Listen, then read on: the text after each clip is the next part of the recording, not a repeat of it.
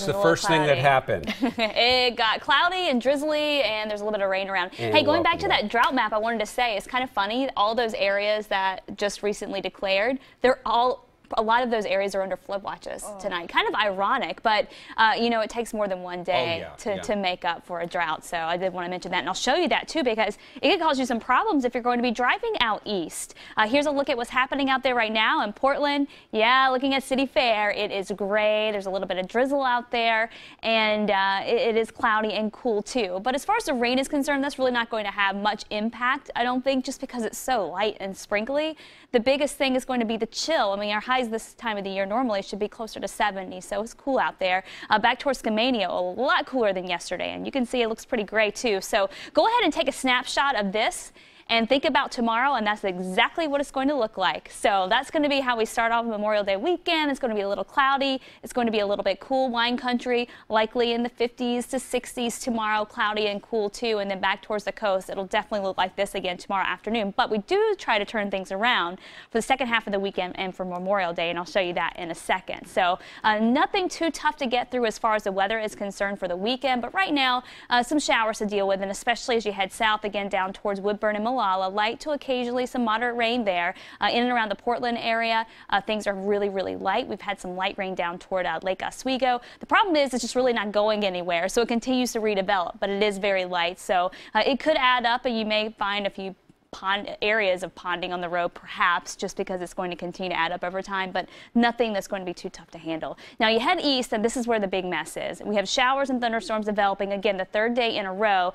dumping heavy rains in some of these areas, especially in the high terrain. And so we have flash flood watches that are in effect. And look what it includes. I-84, that goes through tonight 9 p.m. So you don't want to drive out in this direction tonight if you don't have to. Tomorrow looks like a lot better of a day to go do some traveling east. So we have those flash flood watches, heavy rain up to 1 inch per hour, and then the debris flow possibility in some of the steep terrain. So you definitely don't want to be hiking in this either.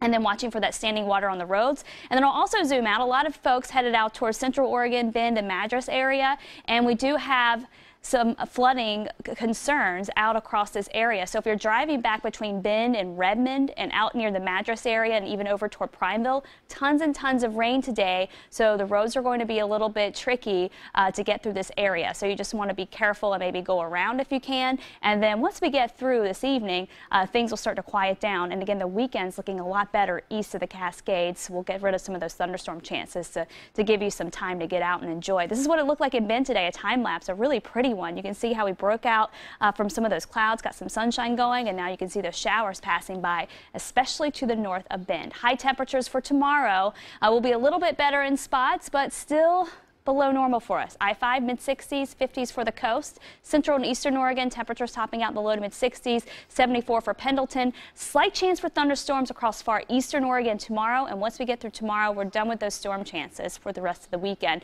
Stoller Vineyards, a lot of you heading out to go do some wine drinking this weekend, and it's looking pretty nice. In fact, we got some rain to make that grass even greener, if you can believe it or not. We just had some showers earlier over at Stoller, and so this weekend, don't think we'll see much in the way of rain, but it'll be cloudy and cool Saturday. My day I would go would probably be Memorial Day. We'll see a little more sunshine, low to mid-70s out that way, but Sunday's looking fantastic too. And either way, we're not going to be dealing with rain. It's just going to be the cloud cover. Coastal forecast every day looks pretty much the same. Upper 50s, northwest winds 10 to 15 and pretty cloudy. Through the gorge, slight chance for a shower Saturday. Winds will be fairly breezy. The winds back off Sunday and Monday, so great days to go do a hike through the gorge. And then again, if you're headed out towards Bend, it's looking better for the weekend. Just that slight chance for a shower Saturday, Sunday and Monday. We're warming up to the low to mid-70s. It'll be a little breezy at times. Eastern Oregon, that slight storm chance tomorrow afternoon, and then we'll see a little sunshine and warm things up Sunday and Monday, so looking great for some hiking around in that area too. 7-day forecast for the metro area. Portland tomorrow, pretty cool, cloudy with some drizzles, low to mid-60s. Sunday, upper 60s.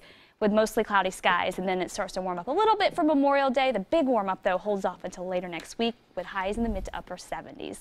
And don't forget, you can download the PDX weather app. It'll help you make those plans. If you're leaving Portland, it'll send you out an alert whenever the weather is severe, and it'll also has the radar. You can track some of those showers too. You can always tell it's the holiday weekend because you see all the campers and trailers on the road this afternoon.